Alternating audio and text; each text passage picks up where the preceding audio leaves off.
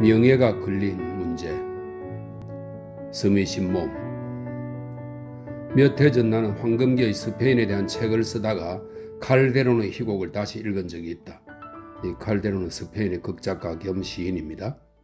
여러 편의 희곡들 중 엘 메디코 데스 온다라는 희곡을 읽게 되었는데 그 뜻을 옮겨보자면 명예로운 의사 정도 된다. 잔혹한 희곡이라 읽다 보면 저절로 몸서리를 치게 된다. 하지만 나는 이것을 다시 읽으면서 오래전에 겪었던 우연한 만남을 떠올리게 되었다. 가장 이상한 일로 기억되는 사건이다. 당시 나는 상당히 젊은 나이였고 성체 성혈 대축일을 보기 위해 세비야를 잠시 방문했다.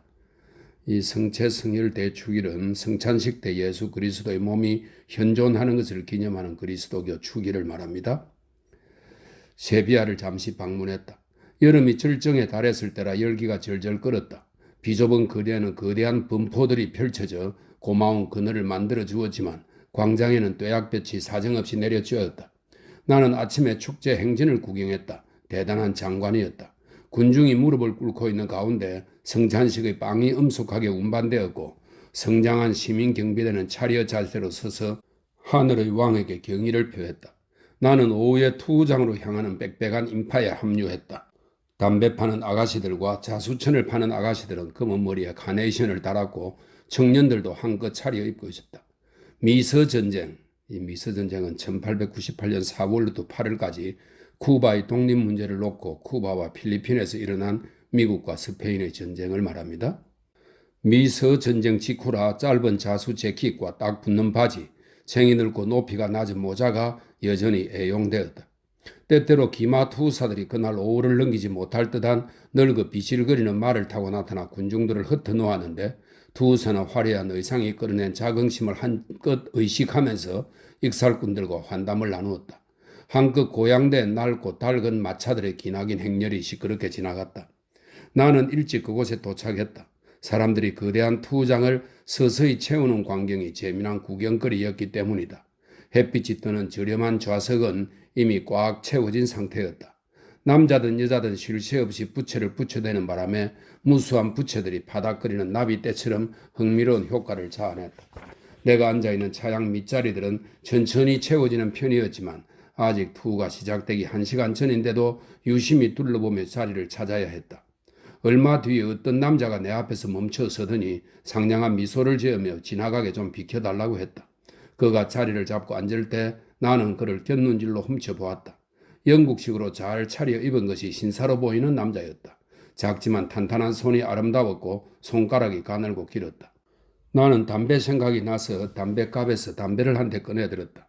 예의상 그에게 한 대 권해야 할 것 같았다. 그는 담배를 받아들었다. 그는 내가 외국인인 걸 알아챘는지 내게 프랑스로 고맙다고 인사했다. 영국인이신가요? 그가 말을 이었다. 그렇습니다. 뜨거운데 왜 피스를 안 가시고요? 나는 성체 성혈 대축일을 보러 방문했다고 설명했다. 그것만으로도 세비야는 꼭 와야 할 곳이죠. 나는 구름 같은 거대한 인파에 대해 일상적인 말을 몇 마디 했다. 스페인이 제국의 유산을 잃어가면서 신음하게 되리라고 누가 상상이나 했을까요? 이 나라의 오랜 영광은 이제 이름만 남았습니다. 그래도 남은 게 많아요. 햇빛, 파란 하늘, 그리고 미래. 그는 쇠퇴한 조국의 불행이 남일인 양 듬듬하게 말했다. 나는 딱히 대꾸할 말이 없어서 잠자코 있었다. 우리는 기다렸다. 칸막이 특별석은 만석이 되어갔다. 금거나 하얀 레이스의 만틸라를 두른 이 만틸라는 스페인, 멕시코, 이탈리아 등지에서 여성이 의례적으로 머리부터 어깨까지 덮어 쓰는 쓰개를 말합니다. 만틸라를 두른 숙녀들이 자리로 들어와서 난간에 펼쳐 걸어둔 만틸라들이 화려하고 알록달록한 휘장처럼 보였다. 간혹 그들 가운데 대단한 미인이 있으면 박수갈채가 한바탕 터져나와 등장을 환영했고 여자는 미소를 지으면서 부끄러운 기색 없이 고개를 숙여 인사했다. 마침내 투협회장이 등장했고 악단이 연주를 시작했다. 온통 세팅과 금색과 은색으로 반짝반짝하게 치장한 투우사들이 어스대는 걸음걸이로 행진하며 투우장을 가로질렀다. 잠시 후 거대한 검은 황소 한 마리가 안으로 뛰어들었다. 옆자리의 남자는 투우의 광란적 열기에 휩쓸리면서도 침착함을 유지하는 것 같았다. 투우장 안의 남자가 넘어졌다가 성난 짐승의 뿔을 기적처럼 아슬아슬하게 피했을 때 수천 명의 관중이 벌떡 일어서는데도 그는 움직이지 않았다. 황소는 죽었고 노새들이 그 거대한 시체를 끌어냈다. 나는 지쳐 자리에 몸을 기댔다. 투 재밌습니까? 그가 내게 물었다. 영국인들은 대부분 재미있다고 말하더군요. 고국에 가면 험담을 많이 하지만. 사람이 공포와 혐오감을 자극하는 것을 좋아할 수 있을까요? 나는 투장에 올 때마다 다시는 오지 않겠다고 다짐합니다. 그러면서 매번 다시 오죠. 우리가 위기에 처한 타인을 보고 희열을 느끼는 것은 기묘한 열정 때문입니다. 인간 종족의 자유스러운 측면일지도 모르죠. 로마인들은 금투사들을 보유했었고 현대인들은 멜로 드라마를 가지고 있죠. 유혈과 고문의 광경에서 기쁨을 얻는 것이 인간의 본능인가 봅니다. 나는 다른 말로 대답을 했다. 스페인에서 인간의 생명이 경시되는 것이 투 때문은 아닐까요? 인간의 생명이 중시되어야 한다고 보세요? 그가 물었다. 나는 그를 흘끔 쳐다보았다. 그의 목소리에 누가 들어도 비꼬는 빛이 어려 있었기 때문이다. 그의 눈은 조롱하는 눈빛으로 가득했다. 나는 얼굴을 조금 붉혔다. 벼랑간 그의 말에 애송이가 된 듯한 느낌이 들어서였다. 나는 돌변한 그의 표정에 놀라지 않을 수 없었다. 아까만 해도 크고 보드랍고 다정한 눈을 가진 상냥한 남자처럼 느껴졌는데 지금 그의 얼굴에는 조롱과 거만함이 어려 있었고 그것이 살짝 거부감을 일으켰다. 나는 의자에 다시 몸을 기댔다. 이후 오후 내내 우리는 거의 말을 섞지 않았지만 마지막 황소가 죽고 나서 모두들 일어섰을 때 그는 나와 악수하면서 또 만나자는 말을 했다. 예의상 하는 덕담이었고 우리 둘 다 실제로 그럴 일은 없을 거라고 생각했을 것이다. 하지만 희한하게도 2, 3일 뒤 우리는 다시 만났다. 그때 나는 세비야의 어느 지역에 있었는데 내가 잘 모르는 곳이었다. 그날 오후 나는 정원이 아름답고 그라나다가 무너지기 전, 그라나다는 스페인 안달루시아 지방에 있었던 중세 무어인의 이슬람 왕국을 말합니다. 그라나다가 무너지기 전 무어인 포로들이 아름다운 천장을 만들었다는 유명한 방을 보러 알바 공작의 저택을 방문했다. 입장하기 쉬운 방은 아니었지만 구경하고 싶은 마음이 컸기 때문에 한여름이니 2, 3 페세타를 찍어주면 들어갈 수 있으리라 기대하고 갔던 것인데 허탕을 치고 말았다. 책임자는 그 방이 수리 중이라면서 공작의 대리인이 발행한 허가증이 없는 한 외부인은 출입이 불가능하다고 했다. 나는 달리 할 일이 없어서 알카사르의 왕실 정원을 찾아갔다. 이 알카사르는 1364년에 건축된 사각형의 요새입니다. 네 귀퉁이에 거대한 탑이 있고 안쪽에 중정과 정원이 있습니다. 알카사르의 왕실 정원을 찾아갔다. 세비야 사람들의 기억 속에 여전히 살아있는 잔혹 왕 돈 페드로의 옛 궁전이었다. 오렌지 나무들과 사이프러스 나무들 사이에 있으니 기분이 상쾌했다. 가져온 책이 한 권 있었다. 나는 잠시 거기 앉아 칼데론을 읽다가 천천히 걸어 다녔다. 세비야의 오래된 지역은 거리가 비좁고 복잡하다. 머리 위로 쭉 뻗은 차양 밑을 지나면서 이리저리 걸으니 참으로 좋았지만 길을 찾는 것이 쉽지 않았고 결국 길을 잃고 말았다.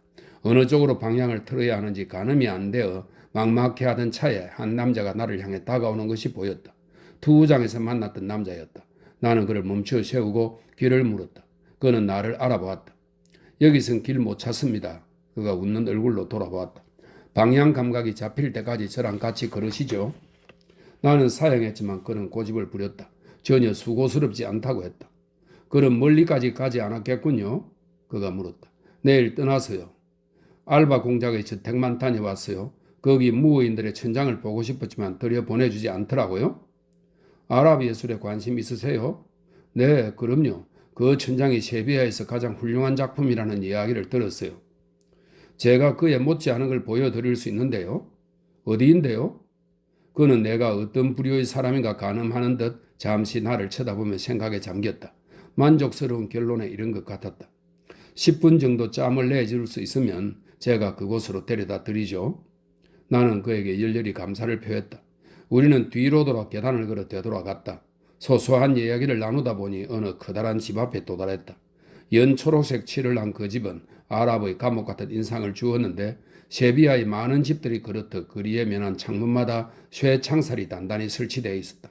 나의 길잡이가 문 앞에서 손뼉을 치자 하인이 앞마당으로 연결된 창문으로 고개를 내밀더니 줄을 당겼다. 여기는 누구 집이죠? 제 집입니다. 나는 놀라고 말았다. 스페인 사람들이 사생활 보호에 철저하다는 것과 여간에서는 모르는 사람을 자기 집에 들이지 않는다는 것을 알았기 때문이다. 육중한 철대문이 열렸고 우리는 마당으로 들어갔다. 마당을 지나 좁은 통로를 통과하니 어느새 매혹적인 정원 안이었다. 정원은 삼면이 집만큼이나 높은 담에 둘러싸여 있었다. 오래된 붉은 벽돌 담은 세월의 손길에 은은한 빛을 띄었고 장미꽃으로 뒤덮여 있었다. 담을 빽빽이 수놓은 것은 흐드러지게 피어난 탐스럽고 향기로운 장미꽃들이었다. 정원 안쪽에는 정원사가 자연의 왕성함을 꺾어보려 헛된 욕심이라도 버린 듯 태양을 향한 강렬한 욕망을 불태우며 하늘 높이 솟구친 야자수들과 짙은 색 오렌지 나무들, 꽃을 피운 이름 모를 나무들, 그 사이로 피어난 장미꽃들, 더 많은 장미꽃들이 무성하게 자라 있었다. 네 번째 담은 이슬람 양식의 로지아였는데 이 로지아는 공기가 통하면서 햇빛은 가려지도록 벽면이 한쪽 이상 트인 방이나 복도 또는 회랑을 가리킵니다. 이슬람 양식의 로지아였는데 장식 무늬가 촘촘히 새겨진 편자형 아치가 딸려 있었다. 그 밑으로 들어서니 아름다운 천장이 눈에 들어왔다. 마치 알카사르의 일부를 옮겨 놓은 듯 했지만 복원 작업으로 모든 매력이 사라진 그 궁전과 달리 복원 작업은 되어 있지 않았다. 색깔이 수려하고 부드러웠다. 보석 그 자체였다.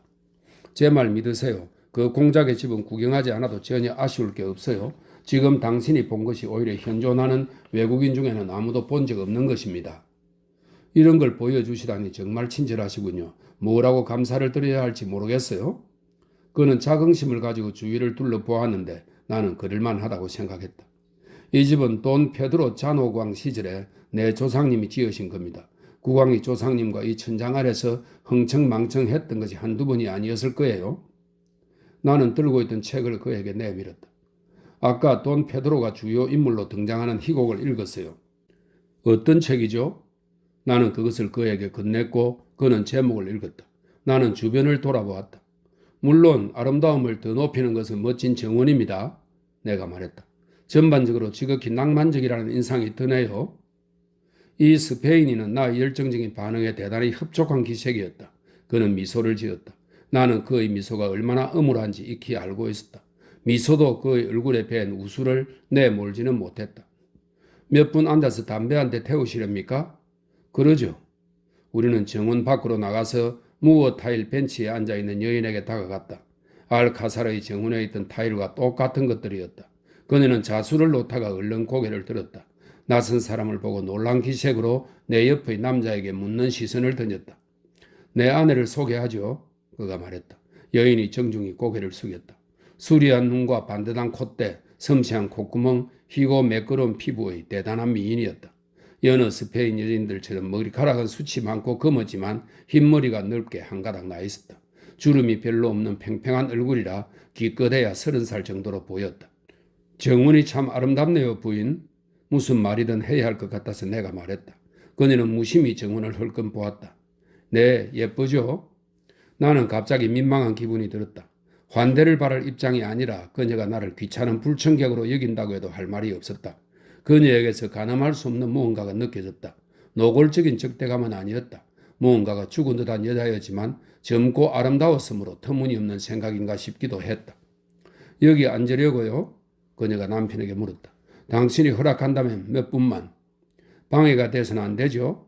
그녀는 술을 놓던 실크와 캔버스 옷감을 챙겨서 일어섰다. 보통 스페인 여자들보다 키가 컸다. 그녀가 미소를 짓지 않고 내게 고개를 숙였다. 몸가짐이 왕족처럼 침착했고 그름거리는 당당했다. 그 시절 경솔한 인간이었던 내가 절대 호락호락한 여자가 아니로구나 생각했던 기억이 난다. 우리는 알록달록한 벤치에 앉았다. 나는 집주인에게 담배를 건넸다. 그리고 성냥불을 붙여주었다.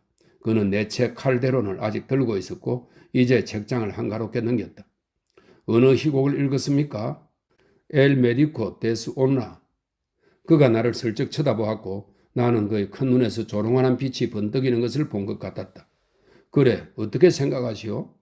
혐오스럽던데요. 물론 당시의 생각은 현대적 개념에 비춰보면 많이 생소할 수밖에 없죠. 무슨 생각 말이오? 명예가 걸린 문제 같은 생각들 말입니다. 나는 명예가 걸린 문제가 스페인 희곡의 주된 근간이라고 설명했다.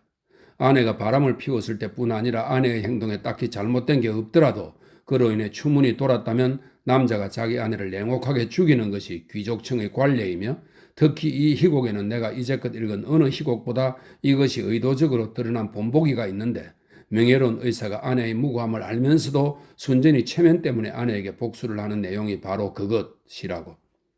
그것은 스페인의 혈통에 새겨져 있어요. 내 친구가 말했다. 외국인들이 그것을 받아들이든 말든 그렇죠. 에이, 칼데르네 시대 이후 가달키비르 강을 따라 많은 강물이 흘러갔어요. 아직도 남자들이 그렇게 행동할 거라는 말은 하지 마세요. 나는 아직도 그런 치욕과 망신을 당한 남편은 가해자가 죽어야만 자존심을 되찾을 수 있다고 보는데요. 나는 대답하지 않았다. 그가 다분히 낭만적인 제스처를 취하는 듯 보여서 속으로 헛소리하고 중얼거리고 말았다. 그는 내게 냉소적인 미소를 지었다. 돈 페드로 아구리아라고 들어보셨죠? 아니요. 스페인 역사에는 알려지지 않은 이름이에요. 필립 2세 치하에서 스페인 제독을 지낸 선조였고 필립 4세의 절친한 친구였어요. 왕명으로 벨라스케스가 그의 초상을 그리기도 했죠. 집주인은 잠시 망설였다. 그는 생각에 잠긴 눈으로 나를 한참 쳐다보다가 말을 이었다. 아구리아 가문은 필립 왕 치하에서 부를 누렸지만 내 친구 돈 페드로가 아버지의 자기를 물려받을 무렵에는 가세가 상당히 기울었어요. 하지만 가난한 정도는 아니었고 코르도바와 아길라스 사이에 영지를 소유하고 있었죠. 과거에 누렸던 영광의 흔적이 조금 남아있는 집을 세비야에 가지고 있었고요. 그가 몰락한 아카바 백작의 여식 솔레다드와 약혼을 발표했을 때 좁은 세비야가 발칵 뒤집혔어요. 그녀의 가문이 유명하긴 해도 그녀의 아버지가 늙은 무리안이었거든요. 그자는 빚에 허덕였고 그다지 점잖지 못한 방편에 디대 근근히 살아가고 있었어요. 하지만 솔레다드는 아름다웠고 돈 페드로는 그녀를 사랑했어요. 그들은 결혼했습니다. 그는 오직 스페인 사람만이 가능한 뜨거운 열정으로 그녀를 사모했어요. 하지만 그녀는 그를 사랑하지 않았고 그는 그것을 알고 가슴이 무너졌죠. 그녀는 다정하고 상냥했어요. 좋은 아내였고 좋은 가정주부였어요. 그리고 그에게 감사했죠. 하지만 그것이 다였어요. 그는 그녀가 아이를 가지면 달라질 거라고 생각했지만 아이가 생기고 나서도 달라지는 것은 없었습니다.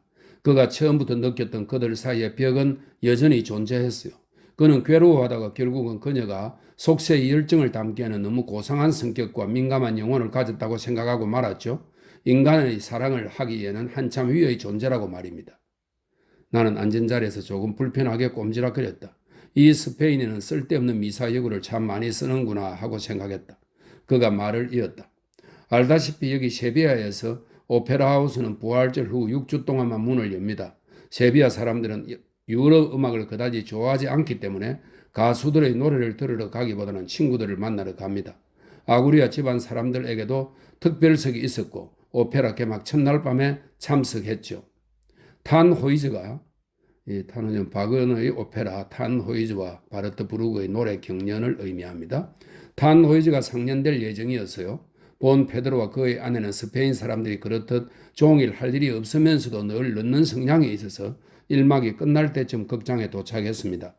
막간에 아카바의 백작, 즉 솔레다드의 아버지가 돈 페드로가 한 번도 만난 적 없는 젊은 포병대 장교를 대동하고 그들의 자리를 찾았습니다. 그런데 솔레다드는 그 장교를 아주 잘 아는 것 같았어요. 이쪽은 페페 알바레즈, 백작이 말했죠. 쿠바에서 막 돌아온 젊은이인데 만나보라고 데려왔네. 솔레다드는 웃으면서 손을 내밀고는 손님을 남편에게 소개했어요. 페페는 카르모나의 일을 봐주는 관리인의 아들이에요. 나랑은 어릴 때 같이 놀던 사이예요. 카르모나는 세비야 인근의 소도시인데 백작이 도시 빚쟁이들이 성화에 못 이겨 은신했던 곳이죠. 그가 그곳에 소유한 집은 전 재산을 거의 탕진한 뒤 그의 수중에 남은 유일한 재산이었어요. 백작은 현재 돈 페드로의 지원으로 세비야에 살고 있었어요. 하지만 돈 페드로는 그 청년이 마음에 들지 않아서 젊은 장교에게 뻣뻣하게 고개를 까딱이고 말았어요. 그리고 청년의 아버지, 즉 관리인과 백작이 잘 알려지지 않은 사건에 같이 연루되었을 거라고 짐작했죠. 그리고 맞은편 특별석에 있는 사촌 산티구아도 공작 부인과 이야기를 나누러 곧 바로 자리를 떴습니다. 며칠 뒤 그는 카예 시에르페스에 있는 그의 클럽에서 페페 알바레즈를 다시 만나 대화를 나누게 되었는데 놀랍게도 페페 알바레즈는 대단히 유쾌한 청년이었습니다. 쿠바에서 세운 공훈이 상당해서 그 경험담을 재미나게 풀어놓았죠.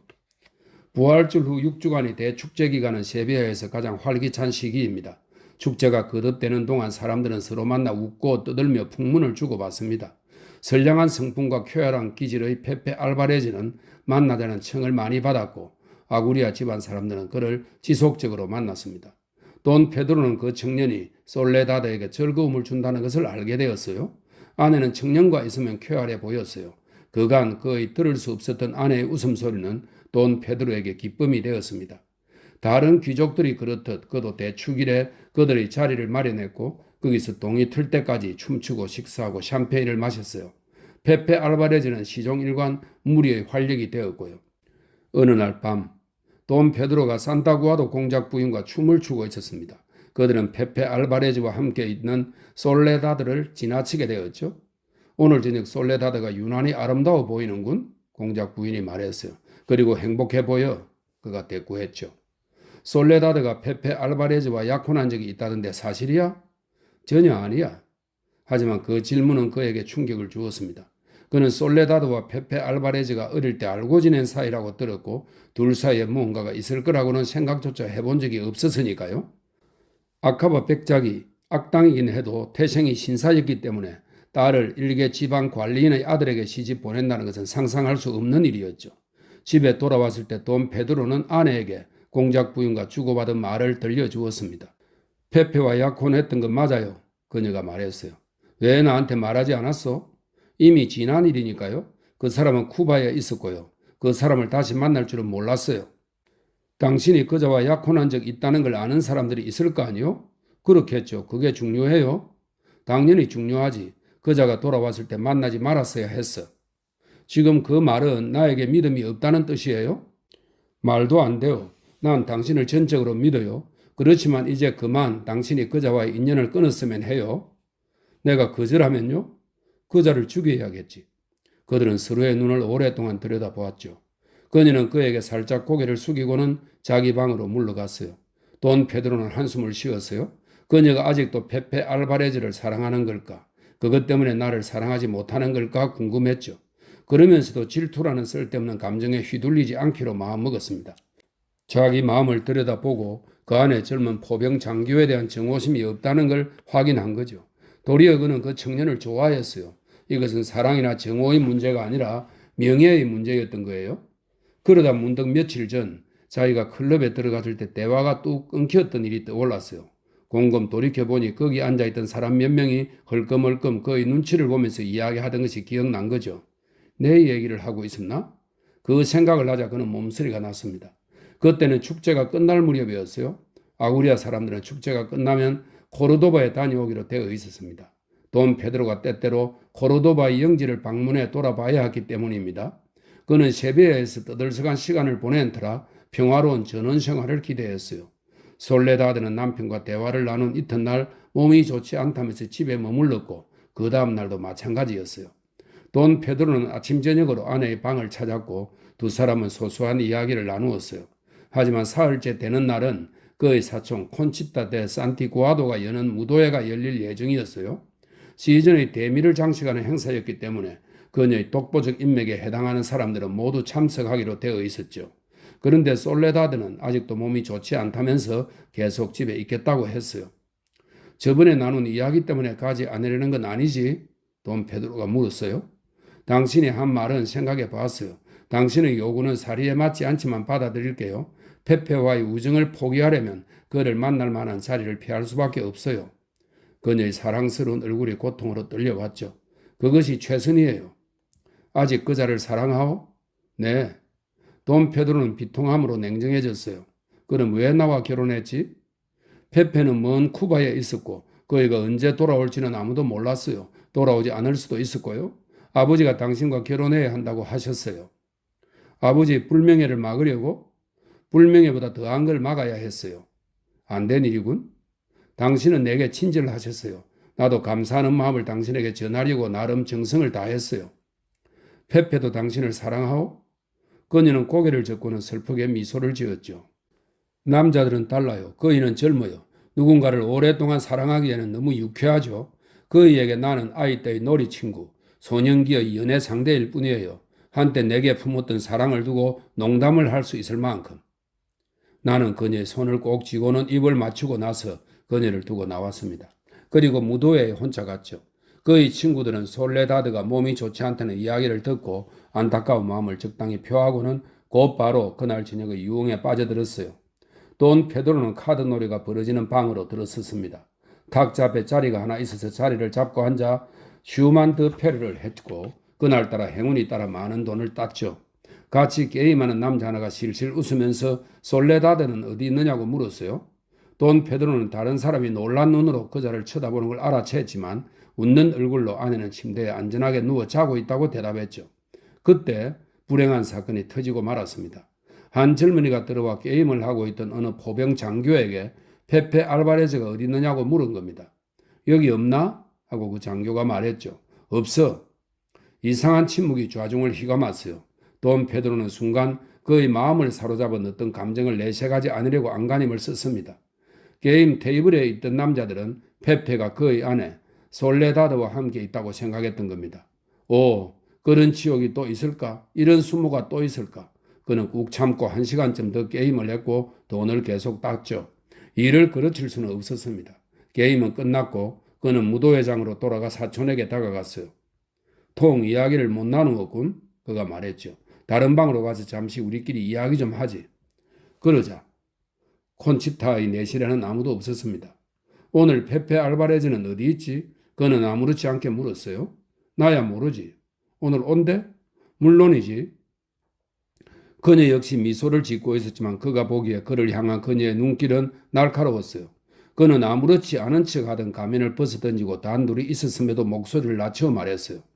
콘치타, 부디 사실대로 말해줘. 그자가 솔레다드의 연인이라고 사람들이 수군거리나? 페트리토, 무슨 을토당토 않은 질문을 하는 거야? 하지만 그는 그녀의 눈에 어린 두려움과 본능적으로 얼굴을 향해 움찔하며 올라가는 손을 포착했어요. 대답은 그것으로 됐어. 그는 일어나 그녀를 두고 그곳을 떠났습니다. 집으로 돌아와 앞마당에 불이 켜진 아내의 방을 올려다 보았죠. 그는 위층으로 올라가 문을 두드렸어요. 응답하는 소리는 없었지만 그는 안으로 들어갔습니다. 놀랍게도 그 늦은 시각에 그녀는 앉아 자수를 놓고 있었어요. 평소 늘 하던 대로 말입니다. 이 시각에 왜 그걸 하는 거요?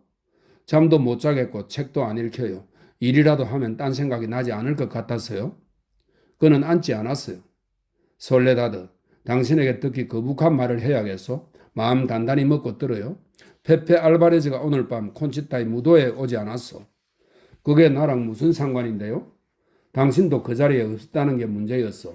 무도에 온 모든 사람들이 당신들 둘이 같이 있다고 생각했으니 말이요. 터무니없는 억측이에요. 나도 알아요. 하지만 그렇다고 해서 뭐가 달라지냔 말이요. 당신이 직접 문을 열어 그자를 들였거나 내보냈거나 아니면 당신이 누구의 눈에 띄지 않게 몰래 떠나들었다고 생각하면 그만 아니요. 하지만 당신도 그걸 믿어요? 아니, 나도 당신처럼 터무니없는 억측이라고 생각하오. 페페 알바레즈는 어디 있어? 내가 어떻게 알아요? 내가 그걸 알아야 해요? 그자가 시즌의 가장 성대한 파티, 마지막 파티에 오지 않는 건 정말 이상한 일이요. 그녀는 잠시 침묵을 지켰어요. 당신이 내게 그 사람 이야기를 꺼낸 날 밤 내가 그 사람에게 편지를 보내 상황이 일이 됐으니 앞으로는 더 이상 서로 마주치지 않는 것이 신상에 이롭겠다고 말했어요. 어쩌면 그래서 그 사람도 나와 같은 이유로 무도회에 가지 않았나 봐요. 그들은 잠시 아무런 말도 하지 않았습니다. 그는 바닥을 내려다 보았지만 자신에게 고정된 그녀의 시선을 느꼈죠. 미리 말씀드리지 않았지만 돈 페드로에게는 다른 남자들보다 돋보이는 능력이 하나 있었어요. 하지만 그것은 거의 흠결이기도 했죠. 그는 안달루시아의 최고 명사수였습니다. 모두가 그걸 알았으니 감히 그를 도발하는 자는 세상에서 가장 용감한 자라고 보아야겠죠. 바로 며칠 전 셰비아 외곽 카달키비르 강가 트블라다에서 비둘기 사냥이 있었는데 돈 페드로는 모두를 압도했어요. 반면 페페 알바레즈는 실력이 하도 형편없어서 모두들 그를 보고 웃어댔고 젊은 포병 장교는 농담을 유쾌하게 받아넘겼습니다. 자기가 다루는 무기는 대포라면서. 어떻게 하실 거죠? 그녀가 물었어요. 내가 할 수 있는 게 하나뿐이라는 건 당신도 알지 않소? 그녀는 말뜻을 알아들었지만 그의 말을 농담으로 받아들였어요.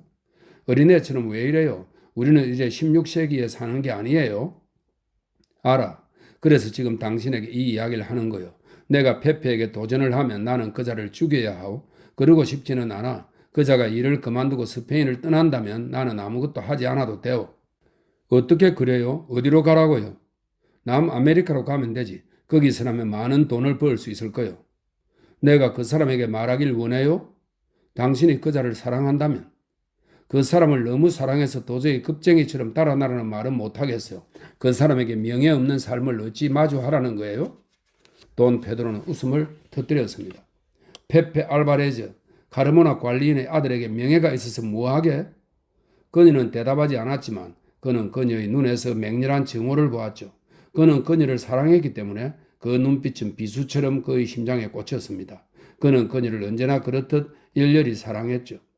이튿날 그는 클럽으로 가서 창가에 앉아 무리에 합류했고 거기서 카예 시에르페스 거리를 오르내리는 사람들을 바라보았습니다. 페페 알바레즈도 그들 틈에 끼어 있었죠. 그들은 간밤에 파티 이야기를 나누고 있었어요. 어디 있었나 페페? 하고 누군가 물었죠. 어머니가 아프셔서 카르모나에 다녀와야 했습니다. 그가 대답했죠. 나야 실망이 이만저만이 아니었지만 다들 좋았겠군요. 그는 웃는 얼굴로 돈 페드로에게 돌아섰다. 행운을 잡으셨다고 들었습니다. 돈을 다 따셨다고요? 언제 수료갈 기회를 줄 텐가 페드로? 하고 누군가가 물었죠. 유감이지만 그건 좀 기다려주게. 그가 대꾸했어요. 코르도바에 가봐야 하거든. 내 관리인이 횡령을 하고 있어서 말이지. 관리인 놈들이 죄다 도적인 건 알았지만 어리석게도 이자만은 정직할 거라고 생각했지 무언가. 그의 말투는 상당히 가볍게 들렸어요. 그러자 페페 알바레즈도 그 못지않게 가벼운 말투로 대꾸했습니다. 과장이 심하시군요, 페트리토. 제 아버지도 관리인이지만 정직한 분이란 걸 잊지 마십시오. 그건 조금도 믿을 수가 없는 걸? 돈 페드로는 웃음을 터뜨렸습니다. 자네 아버지만큼 큰 도덕도 없을걸?